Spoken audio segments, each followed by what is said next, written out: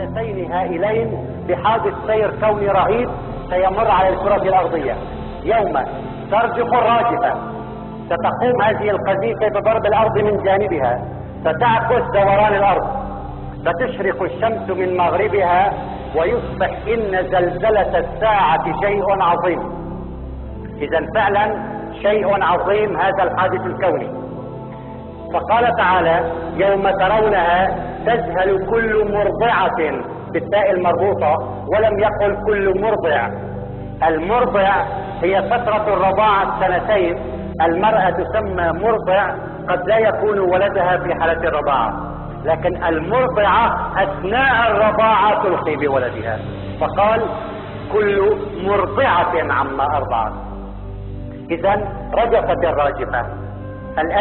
الآية السابع: الرادفة تتبعها الرادفة.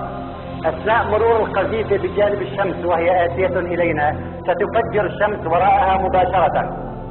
العلم الحالي يقول إذا انفجرت الشمس، يضع فرضية لكن عندنا حقيقة، إذا انفجرت الشمس فبخلال 10 دقائق سوف تكون الكرة الملتهبة بالضم عطارد والزهرة والقمر، بصير عطارد والزهرة والقمر داخل الشمس، وبصير حدود الشمس بيننا وبين القمر.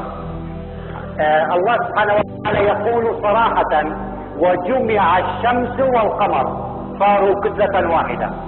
يقول الإنسان يومئذ أين المفر؟ كلا لا وزر لا ملجأ. بتصير غلافنا الجوي كتلة ملتهبة.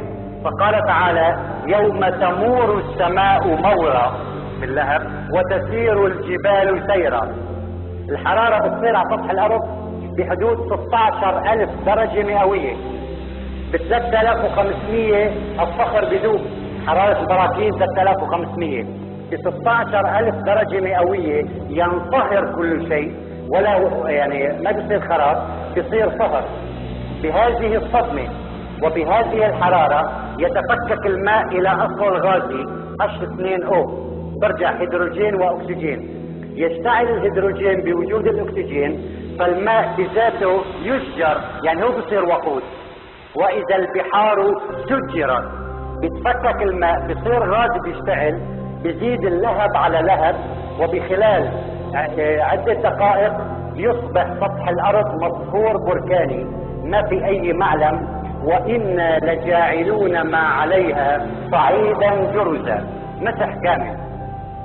إذا حدثين كونيين سيمران على الكرة الأرضية، لا يعلم هذا التوقيت إلا الله سبحانه وتعالى، لا يجليها لوقتها إلا هو، ثقلت في السماوات والأرض. بعد هذا الدمار على سطح الكرة الأرضية تقوم الثقوب السوداء بطي الكون. المادة السوداء في الكون هي ليست فراغ، هي مادة لها كثافة 2/1/2/10 وأمامها 29 صفر.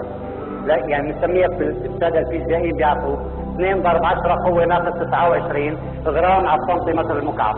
هذه المادة هي المسؤولة عن طي السماء. فبصورة الأنبياء: يوم نطوي السماء كطي السجل للكتب كما بدأنا أول خلق نعيده وعدا علينا إنا كنا فاعلين. إذا ستطوى السماوات بالكامل بيمين الرحمن، والسماوات مطويات بيمينه يوم القيامة. ينتهي الحياة بكل أشكالها، وسيعود كل الكون إلى العدم. لا يبقى الله وأمامه خراب كوني ليعيد بناءه، ويبقى وجه ربك ذو الجلال والإكرام، لا يبقى شيء. سنعود إلى العدم. أما يوم البعث فستعود الكرة الأرضية فقط إلى الساحة، ولن تكون ذات شكل كروي، ستكون مسطحة. قال تعالى: وإذا الأرض مدت.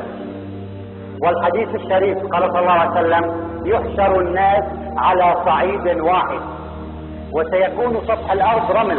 قال تعالى: وكانت الجبال كثيبا مهيلا، كثبان رملية. وكثافة الإنسان أخف من كثافة الرمل، فبهزة خفيفة راح نفوق على الوجه. زلزلت الأرض زلزالها وأخرجت الأرض أثقالها. متى ما أصبحنا على السطح صيحة واحدة، زجرة واحدة، ما لها من فواق، ما في داعي نكررها، ما لا تكرار. احيانا النائم ما بيفيق من الصيحة الاولى. قال تعالى ما لها من فواق، ما لها من تكرار، صيحة واحدة، زجرة واحدة، فاذا هم قيام ينظرون.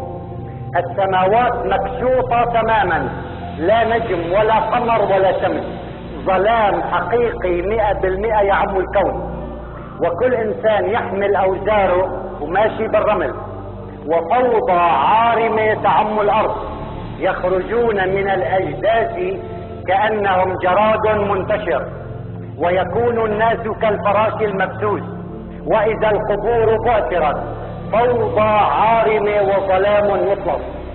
بهذا الموقف بالذات، وهذه بشرى للجميع، يوم لا يخزي الله النبي والذين آمنوا معه نورهم يسعى بين أيديهم وبأيمانهم.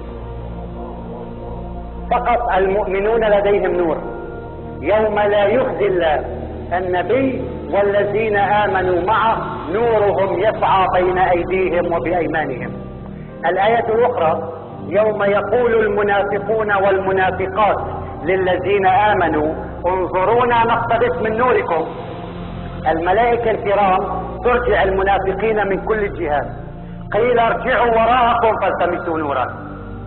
بعد رجوع المنافقين يبقى الرسول صلى الله عليه وسلم والمؤمنون بالوسط، فتتابع الآية بشكل شريط فيديو رائع.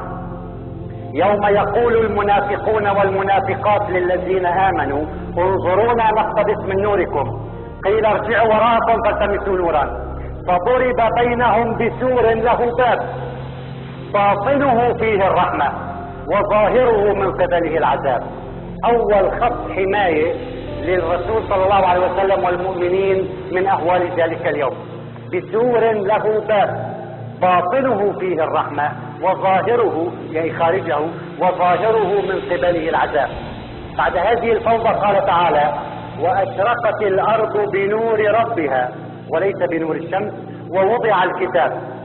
القرآن الكريم يعطينا مشهدا طريفا جدا أثناء توزيع الصحف. أضع يدي الشمال خلفي تماما، بلغي دور نهائي، وبمد ايدي اليمين فقط حتى اخذ كتابي بيميني من الملائكة الكرام. لكن هذه الحيلة يوضح القرآن الكريم انها هذه الحيلة لا تسري على الملائكة الكرام، فجاءت آيتين: واما من اوتي كتابه بشماله، الآية الاخرى واما من اوتي كتابه وراء ظهره. ولو مخبي ايدي وراء ظهري بشوف الكتاب على غفلة وانا عم بمد اليمين. اذا لا تلاعب في ذلك الموقف.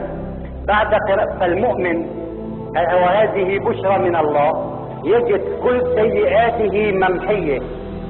الذين آمنوا، اقرأوا الآية رقم 2 من سورة محمد صلى الله عليه وسلم. الآية تقول الذين آمنوا بما نزل على محمد كفر عنهم سيئاتهم، محاها وأصلح بالهم.